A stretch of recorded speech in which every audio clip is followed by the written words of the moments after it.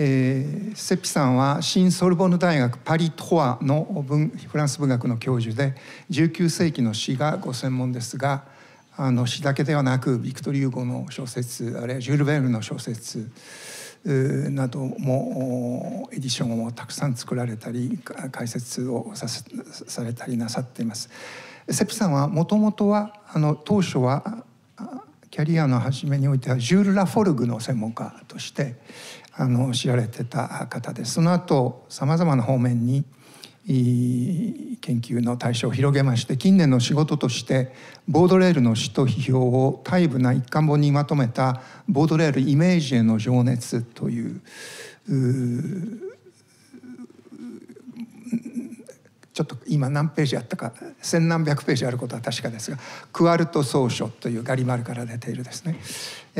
それのエディションを作られたりして、それからこのところボードレール関係の仕事が多いのですが、ボードレールと雲、空の雲ですねというエッセイ集、それから現代生活の画家、ボードレールの重要な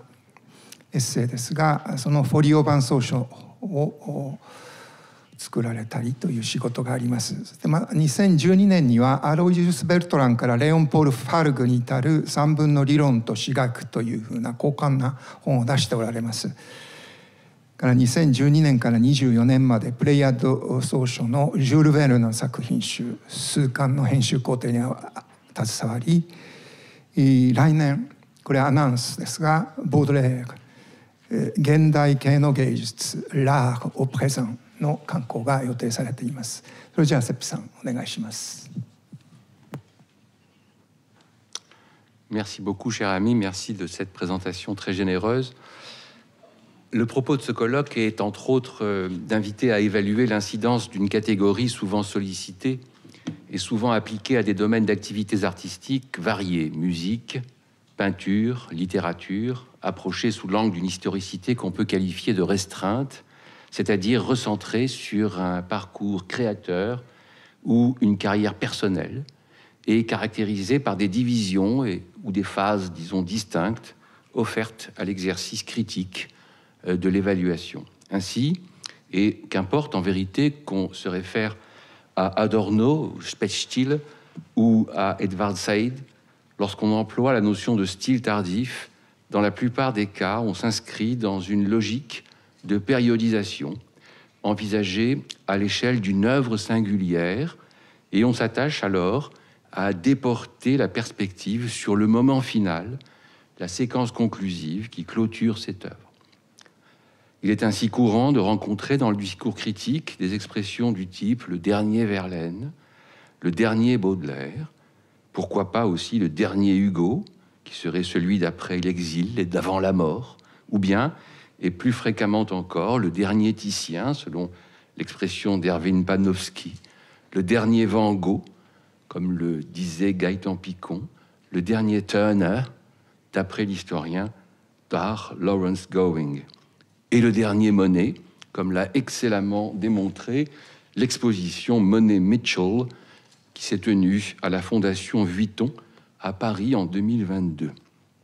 Une même déclinaison pour désigner à propos de ces poètes et de ces peintres l'ultime moment de leur itinéraire de création, ce qu'on pourrait appeler les late works, si vous voulez, et rendre compte ainsi, tel est en effet le présupposé épistémologique inhérent à la notion, des spécificités esthétiques, idéologiques ou thématiques de ce moment, qui constitue en fait cette étape d'achèvement précisément comme un moment. Deux versants conceptuels s'articulent et se soutiennent au sein d'une dénomination qui avoue d'emblée sa double portée descriptive et évaluative. La ligne du temps, qui laisse affleurer cet admirable tremblement, selon l'expression de Chateaubriand, rappelé hier par Yoshikazu Nakagi à propos du dernier tableau de Poussin, expression reprise par Gaëtan Picon dans l'essai de 1970 qui porte ce titre, Admirable tremblement du temps. Antoine Compagnon en a donné un très beau et très juste commentaire lorsqu'il souligne que dans cette formule, par voie d'hypallage se déplace, dit-il, le prédicat du tremblement de la main vers le temps, comme si le temps tremblait avec la main comme si le temps faisait trembler la ligne du dessin ou de l'écriture, faisant frémir la mémoire. » Fin de citation. Et comme on le constate par ces observations très éclairantes, il y a la ligne peut-être plus enroulée, plus enchevêtrée du style, c'est-à-dire de la forme, car ce qui importe assurément en cette matière, c'est précisément l'émergence du moment d'un style conçu comme conscience réflexive des visées de l'art et réalisation effective de la forme en dehors des cadres connus, des normes et des usages. Il ne faudrait pas perdre de vue la forte solidarité de ces deux aspects qui ne peuvent à aucun moment être dissociés. Encore convient-il d'emblée d'apporter à la question principielle du temps des éclaircissements préliminaires qu'elle requiert, car il y a au moins deux façons très distinctes et peut-être un peu schématiques, pardonnez-moi, de concevoir la nature et l'effet de ce temps. Soit il s'agit d'une suite de divisions objectives, ou réputées telles, qui permettent d'isoler dans un champ considéré comme homogène et continu des époques ou des états différentiels, et de les examiner selon une perspective qui reste somme toute linéaire, chronologique. Les œuvres de la maturité suivent ainsi celles de la jeunesse et précèdent les productions de la vieillesse. Et quand on recourt à l'étiquette style tardif, on estampille des œuvres de la fin. Soit, au contraire, loin de se réduire à un schéma d'inspiration organiciste, le temps est la traduction d'une conscience subjective qui atteste un rapport polymodal de modification, introduisant des bouleversements par rétrospection ou projection dans l'ordre de la durée et dans la logique de la consécution qui y prévaut, comme nous invite à le penser par ailleurs les propositions philosophiques de Henri Bergson ou de Maurice Alvax. C'est sur cette question que je tenterai de faire porter ma réflexion aujourd'hui, en tâchant de montrer que les écrivains de la fin du XIXe siècle, poètes et prosateurs, poètes ou prosateurs, qui se sont employés à cerner leur rapport au tardif comme moment et style sous l'angle de la décadence, ne prétendaient pas révéler autre chose qu'un imaginaire du temps, solidaire d'une actualité de la forme, si bien que la notion même de décadence, aujourd'hui en vigueur, dans le lexique banalisé de l'historiographie littéraire, possède moins une incidence objective qui serait justifiée par une phase historique de l'évolution des sociétés et des mentalités, par exemple la période dite fin de siècle, qu'elle ne porte au jour une configuration instauratrice autant que dérégulatrice, où la double relation au temps et à la forme artistique, s'affirme sur le mode de la déliaison et de la décomposition. Style de la fin et style tardif, pour le dire autrement, ouvrent à une pensée active et inventive de la clôture, dont il importe de se demander si elle est déclin ou renouveau, mort ou renaissance, soleil agonisant ou soleil levant. Sans doute est-il opportun de revenir dans un premier temps sur la catégorie elle-même de style tardif et de se demander si, transposée à la théorie littéraire et à l'histoire de la littérature de la seconde moitié du XIXe siècle, elle s'avère apte à éclairer quelques-uns des aspects les plus saillants d'une écriture de la fin, elle-même portée par une figuration du temps inhérente à cette épiphanie de la dernière heure. Dans le champ de la poésie moderne, sommairement étendue de 1850 à 1900, semblent s'indiquer des points d'achèvement et des seuils de rupture différemment interprétés, le plus souvent lus d'ailleurs selon une grille vaguement téléologique, inspirée d'une conception historiciste ou d'une doctrine théologico-politique de la littérature pour laquelle toute clôture est un accomplissement, toute fin un couronnement. Les réflexions d'un Brunetière ou d'un Lançon sur l'évolution des genres, approchés sur le terrain resserré d'une œuvre individuelle, soit dans la perspective élargie des périodes et des siècles, trahissent la forte ingérence d'un schéma d'intelligibilité qui conduit à tracer les orbes continus et déliés de la vie, de la croissance, de la maturité et du déclin. Tel est le règne fatal du progrès. Comme le souligne Brunetière dans la leçon inaugurale de son cours sur l'évolution des genres, la visée de la critique, affiliée aux exigences méthodologiques de l'évolution, n'est autre, dit-il, que de savoir quel est le rapport qu'entretiennent les formes entre elles et les noms que l'on doit donner aux causes encore inconnues qui semblent les avoir comme dégagées successivement les unes des autres. Un tel point de vue valide a priori un présupposé ouvertement organiciste appliqué à la vie des œuvres, un peu comparable, bien sûr, sinon totalement d'ailleurs, au regard qu'Arsène Darmesteter porte dans les années 1880 sur la vie des mots, vision démarquée du modèle épistémologique des sciences de la vie. Les âges ou les saisons de l'œuvre décideraient ainsi d'une suite de cycles, d'un enchaînement gradué de moments, et nul ne s'étonne, en vérité, qu'à l'acmé succède la chute, qu'au sommet fait suite le déclin, que la grandeur s'efface fatalement devant la décadence. Mais Désiré Nisard, en 1834, dans ses études sur les poètes latins de la décadence, avait parmi les premiers résumé l'inévitable processus d'étiolement auquel toute littérature est cycliquement soumise. Il s'était attaché, en vue de cerner au plus juste ce qu'il appelle les styles de décadence, à expliquer par quelle nécessité successive et insensible, dit-il, l'esprit humain arrive à ce singulier état d'épuisement où les imaginations les plus riches ne peuvent plus rien pour la vraie poésie et non plus que la force de détruire avec scandale les langues. Réagissant sans doute à de pareilles vues, Baudelaire feint de ne pas récuser une telle conception qui servira en vérité, comme vous le savez, de socle à son offensive contre la dénomination littérature de décadence et contre les présupposés qui la confortent.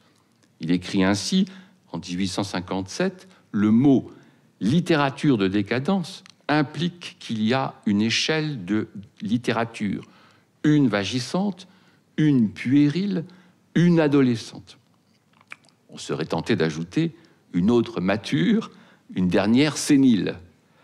Et il complète son propos en précisant que ce terme, je cite, suppose quelque chose de fatal et de providentiel, comme un décret inéluctable, et il est tout à fait injuste, dit Baudelaire, de nous reprocher d'accomplir la loi mystérieuse. Deux points essentiels sont ici rappelés. La catégorie de la décadence relève d'un cadre évaluatif destiné à établir une hiérarchie de valeurs. Le terme lui-même se place sous l'autorité d'un régime axiologique qui se soutient d'une conception destinale de l'histoire et du temps. C'est là le deuxième point important qui entérine en bonne logique le caractère inéluctable ou nécessaire de la décrépitude, laquelle a dès lors force de loi. Baudelaire s'insurge contre un empire critique qui a pour lui l'argument réputé infaillible du progrès. Cette erreur forte à la mode, ce fanal obscur, invention du philosophisme actuel, dit-il, dans le texte de 1855, breveté sans garantie de la nature ou de la divinité. La diatribe de ce texte sur l'exposition universelle de 1855 mérite d'être rappelée dans la mesure où, précisément, elle ne manque pas de relier la glorification aveugle du progrès à la décadence programmée des civilisations, Baudelaire allant jusqu'à conjecturer que les races amoindries, si cette navrante folie dure longtemps, s'endormiront sur l'oreiller de la fatalité dans le sommeil radoteur de la décrépitude. Cette infatuation est le diagnostic d'une décadence déjà trop visible. Fin de citation. On le voit, rien n'est moins simple et il peut s'avérer commode de recourir, selon les contextes,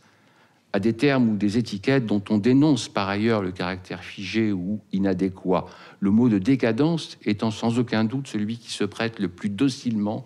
à ces emplois variés et parfois à front renversé. Mais tout l'intérêt du retournement opéré par Baudelaire est d'esquisser entre 1855 et 1857 une petite déconstruction de la notion sur fond d'historiographie critique, refusant de renvoyer la vraie et saine littérature à des périodes heureuses et organiques définies selon des critères dont s'enorgueillissent les professeurs jurés. C'est pourquoi la littérature de décadence, pour reprendre la formule de Baudelaire, est qualifiée, je cite, de paroles vides proférées par ces sphinx sans énigme qui veillent devant les portes saintes de l'esthétique classique. Fin de citation. Le concept se trouve privé d'assise et de pertinence dès lors qu'il s'inscrit dans une unique configuration du temps qui l'aliène aux strictes rigueurs de la dégénérescence, le style de la fin n'étant plus rien dès lors que la fin du style. Mais en faisant l'hypothèse d'une création par déviation ou accident spirituel, comme se plaît à le souligner Baudelaire en 1857, c'est son expression. L'auteur des Fleurs du Mal plaide en faveur d'une approche individuelle, voire individualiste du style, toujours susceptible de prendre à revers ou à contre-pied les sages prévisions du mouvement de la vie. C'est l'expression de Baudelaire, aussi bien que les règles de l'art ou l'ensemble des formes disponibles auxquelles on peut s'attendre. Baudelaire écrit « Mais ce à quoi les professeurs jurés n'ont pas pensé, c'est que, dans le mouvement de la vie, telle complication, telle combinaison peut se présenter tout à fait inattendue pour leur sagesse d'écolier. Et alors, leur langue insuffisante se trouve en défaut, comme dans le cas où une nation commence par la décadence et débute par où les autres finissent. » Cette espèce d'inattendu est assurément un mode de l'inentendu, de l'inouï, du nous, en tant qu'il vient rompre l'entente,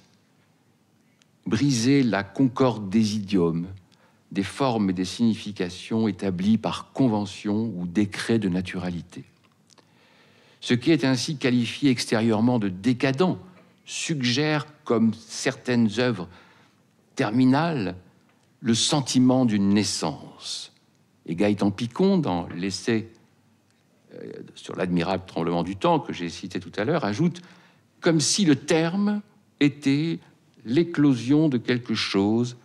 qui n'a pas encore vu venir le temps,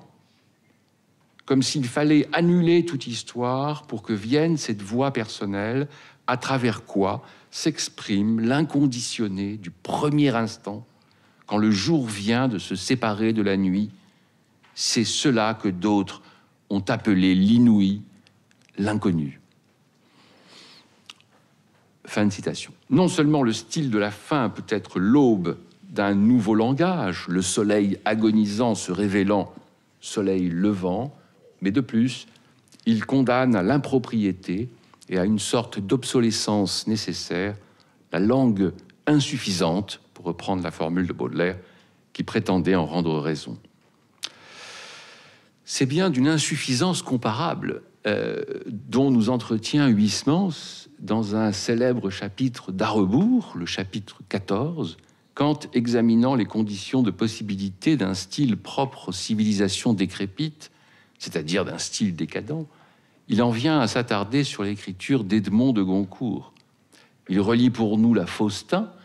roman qui met en scène, note Huysmans, une créature du siècle passé, dont elle avait les épices d'âme, la lassitude cérébrale, l'excédement sensuel. On aura relevé dans cette brève évocation les termes ambivalents qui, dans le discours d'époque, autour des années 1880-1885, spécifient la décadence comme moment lui-même duel, ambivalent et névrotique à proprement parler, trop-plein et rareté, étiolement et bouffissure, démesure et rabougrissement. Sur tous ces aspects, les travaux de Jean de Palacio ont jeté un éclairage durable et très pénétrant. Je vous renvoie à La décadence, le mot et la chose, publié donc en 2011. C'est cependant sur la toile de fond d'un épuisement généralisé que s'enlève une esthétique romanesque, comptable d'un style dont Huysmans s'emploie à inventorier les principaux éléments, les principaux formants. Il écrit ainsi, sous la ligne écrite, percer une autre ligne,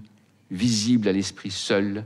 indiquée par un qualificatif qui ouvrait des échappées de passion, par une réticence qui laissait deviner des infinis d'âmes qu'aucun idiome n'eût pu combler. Puis ce n'était plus la langue de Flaubert. Cette langue d'une inimitable magnificence, c'était un style perspicace et morbide, nerveux et retors, diligente à noter l'impalpable impression qui frappe les sens et détermine la sensation, un style experte à moduler les nuances compliquées d'une époque qui était par elle-même singulièrement complexe. C'est dans le chapitre 14, donc, d'À rebours. À l'éclat du style de Flaubert, ici retenu comme parangon d'une écriture soumise aux lois intimes d'une construction formelle impeccable, succède ou répond un écho contrasté, un style qui est une langue autre, affecté des prédicats référables soit à une dynamique de saisie impressive et immédiate, tout entière versée au compte d'une sensorialité débridée, soit assignable à la sphère clinique de la surexcitation nerveuse et de ses dérivés anomaux.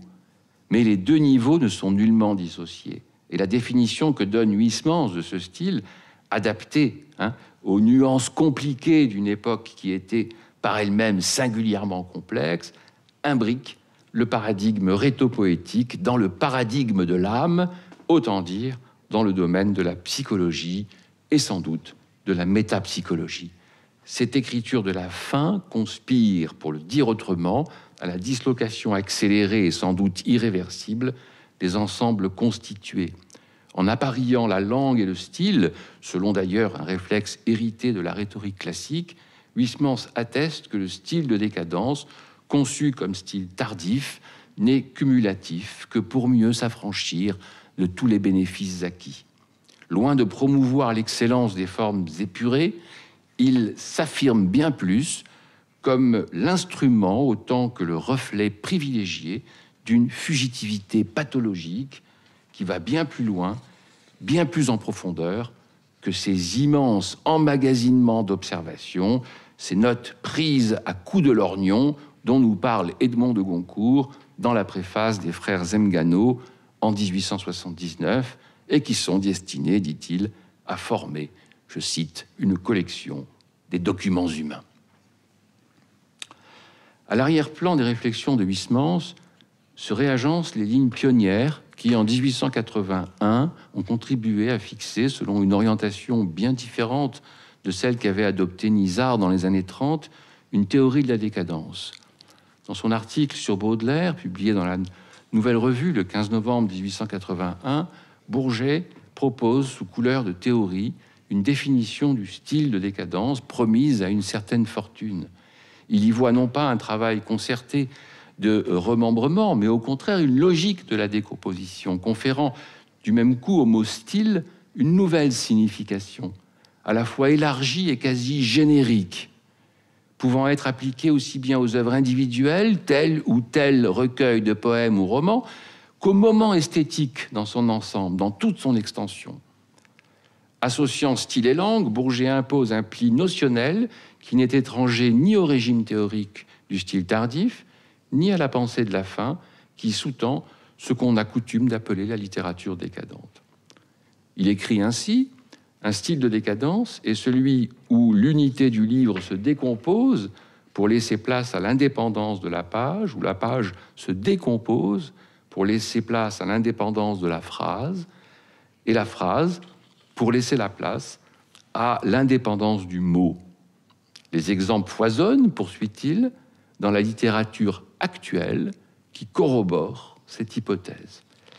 C'est bien la littérature actuelle, donc, qui l'intéresse, et les œuvres ne valent qu'à titre d'illustration d'un phénomène ou d'une tendance générale.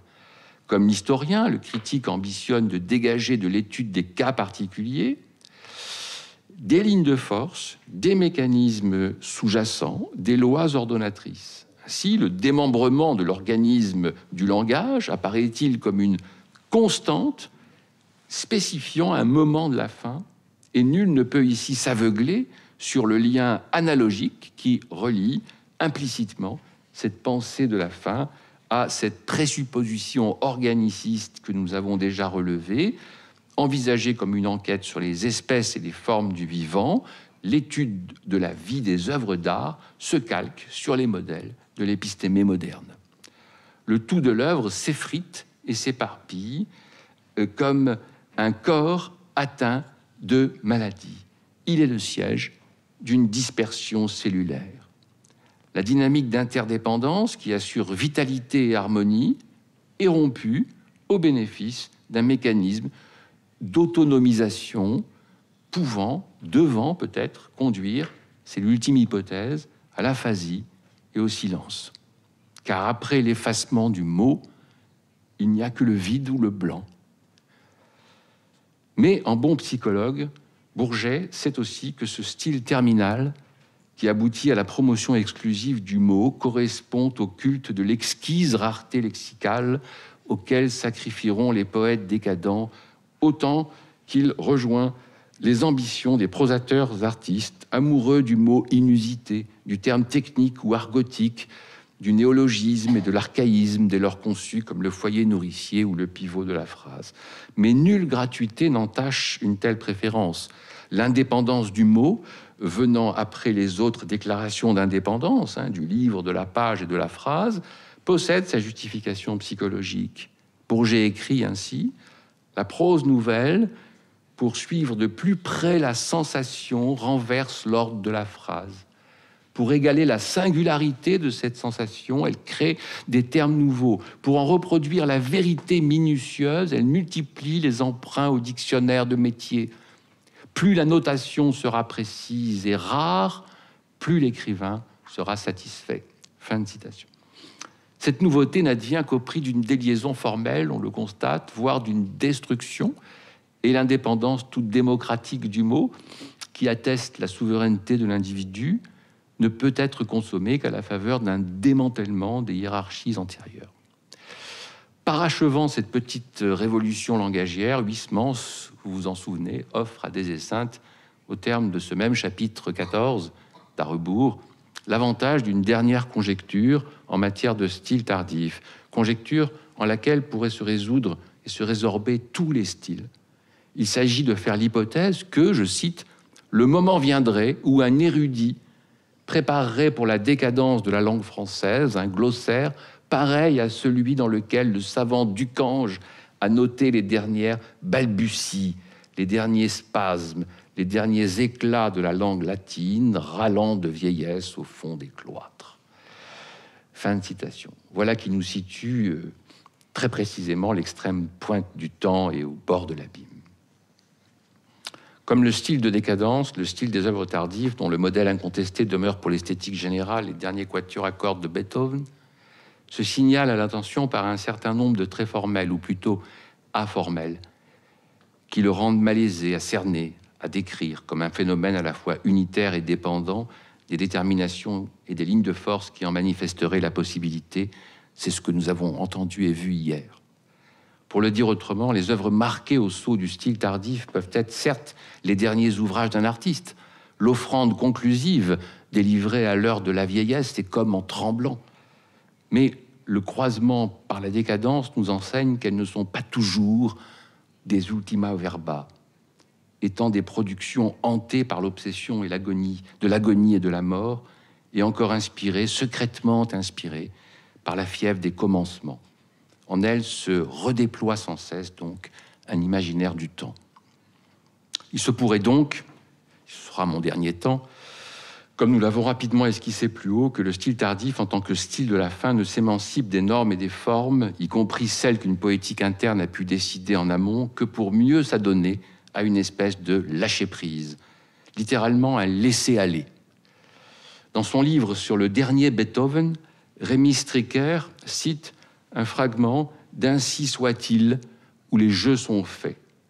Gide se confronte au terme et à l'écriture imprévisible qui vient. Je ne sais pas, dit-il, ce que ça donnera. J'ai résolu d'écrire au hasard.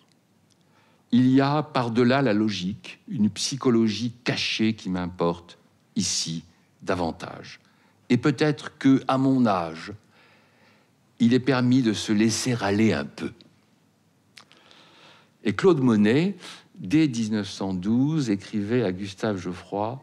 « Je sais seulement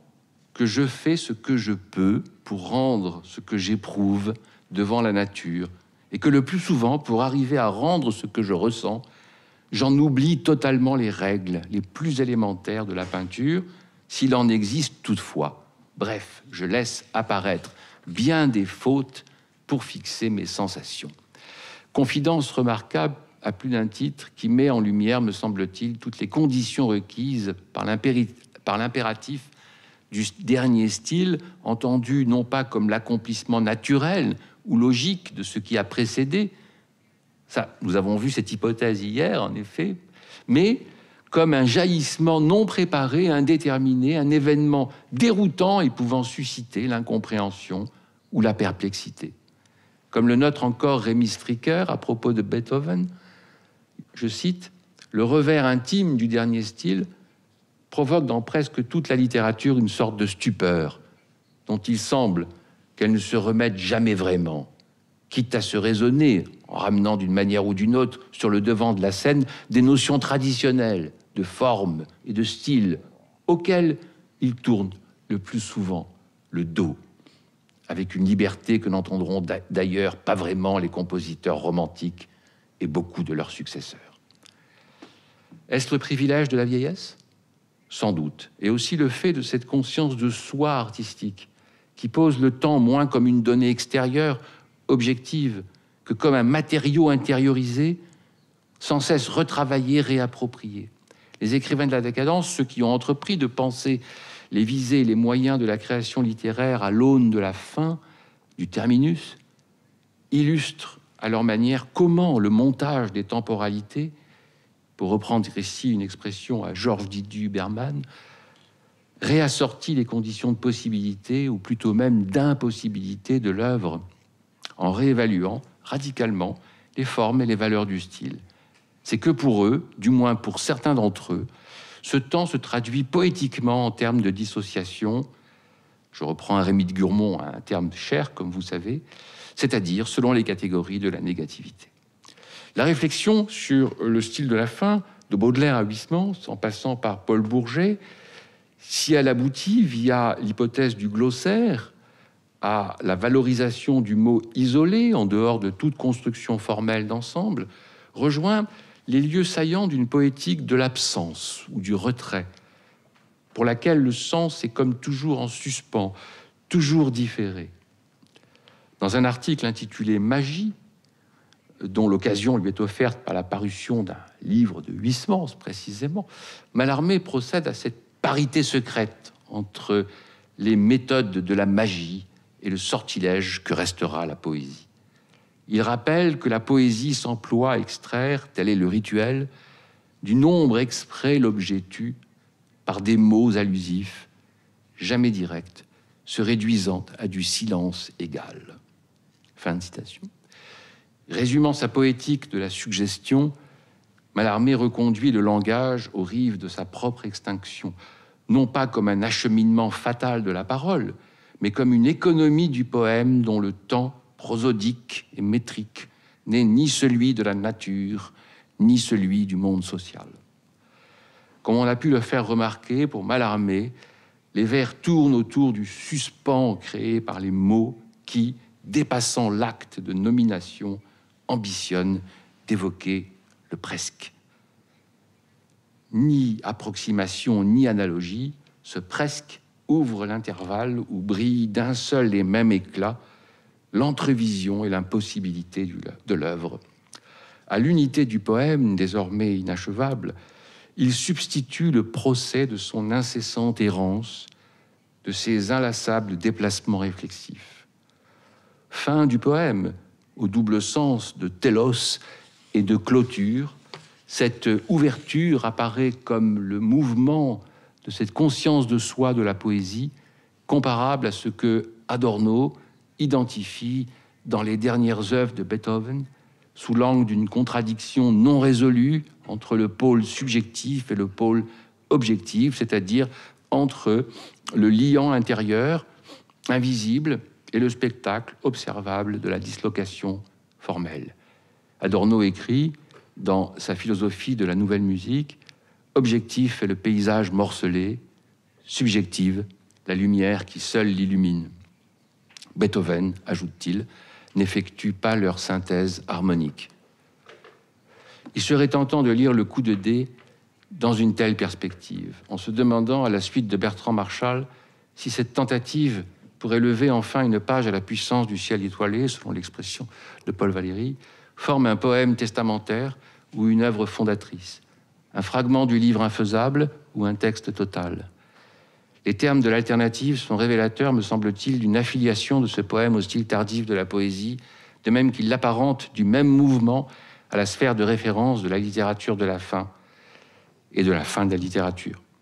Car la poésie y est portée au seuil de sa disparition, célébrée au bord de son naufrage. Beaucoup de commentaires ont été écrits sur ce sujet. Je n'y ajouterai pas. Je retiendrai simplement en guise de conclusion cette insistance significative mise par Mallarmé sur l'espacement, l'intervalle ou l'écartement du silence, tout se passant comme si, derrière les liaisons entre les mots, et si l'on perçoit d'ailleurs ces liaisons, se jouait une syntaxe des Blancs.